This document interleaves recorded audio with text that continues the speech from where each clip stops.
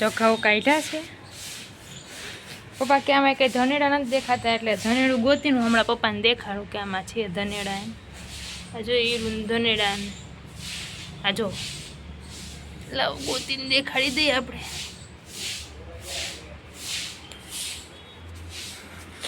પપ્પાને જોઈ લ્યો મમ્મી કેટલા છે એમ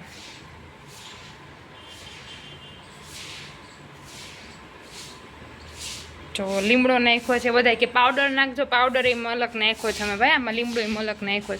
છે હા પણ એ જે રૂમ છે ને એ જ અમારો બહુ ગરમ છે એટલે ધનેડા પડી જાય હજી નાખવા હે જો પપ્પા ધનેડા હાલતા થઈ ગયા છે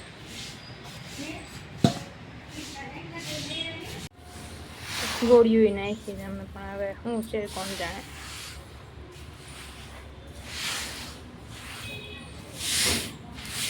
પાથરી દઈએ આપણે મૂકીને આજે વાતાવરણ સારું રહે તો સારું નકર ઉતાવળમાં કાઢવા પડે છે અમારે આવી ગયા છે પપ્પા પાછા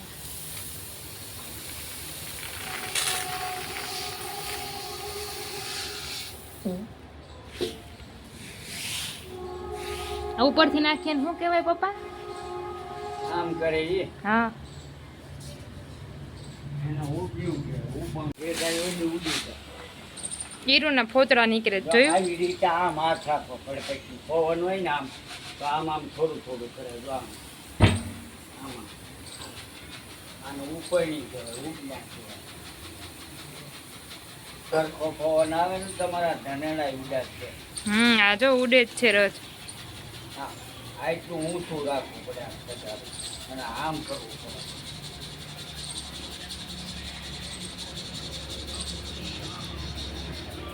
વાહ પપ્પા વાહ અને ઉપના કહેવાય જો આ ગોળી નાખીશ આવી કરીને નાખ્યું છે આ લીમડાની ઓલી છે કડવી પણ તોય પડી ગયા છે ને હમણાં નીકળશે થળી જ દે હા આમાં હંતાઈ જાય હમણાં જોવો ને તમે નીકળી બચ્ચા છે ઝીણા ઝીણા ના ના હે ઘઉંમાં અંદર ગીરી ગયા હોય ને બહુ વાર લાગે પણ આપણે છે ને વસ્તુ વધારે લઈ લઈએ ને બધી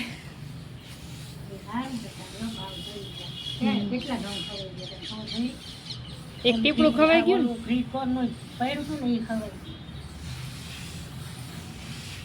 તો જો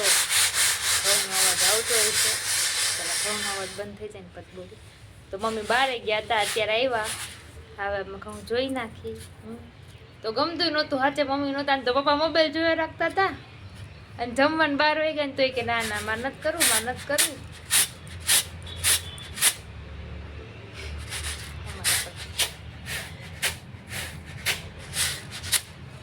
અહીંયાથી વિડીયો ઉતારે મારો પછી 1 વાગ્યા મમ્મીએ ફોન કર્યો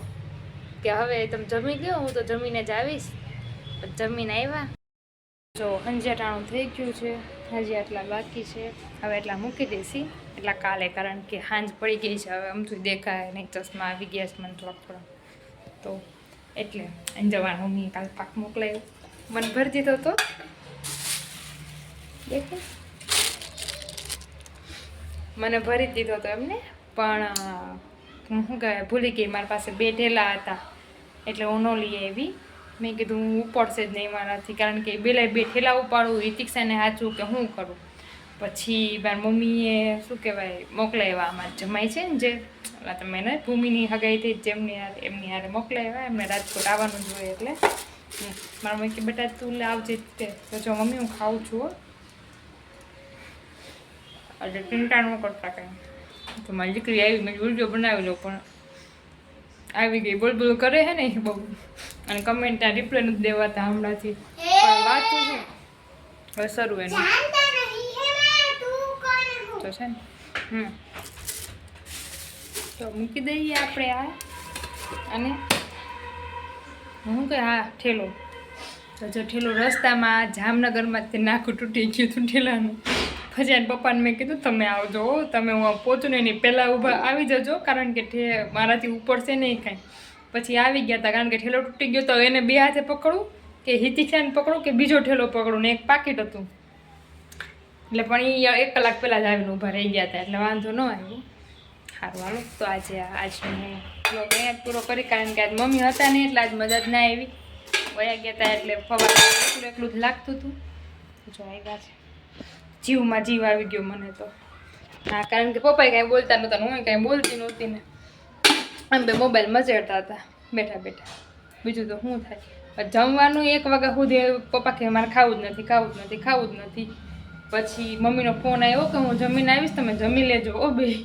પછી અમે જમ્યું, એમની વાટ જ જોતા હતા અમે. મમ્મીએ કીધું જે રોઈકાને ને કે આ મારે જમશે નહીં, હું નહીં જાઉં ત્યાં સુધી, કે હાલો હું ફોન કરી દઉં.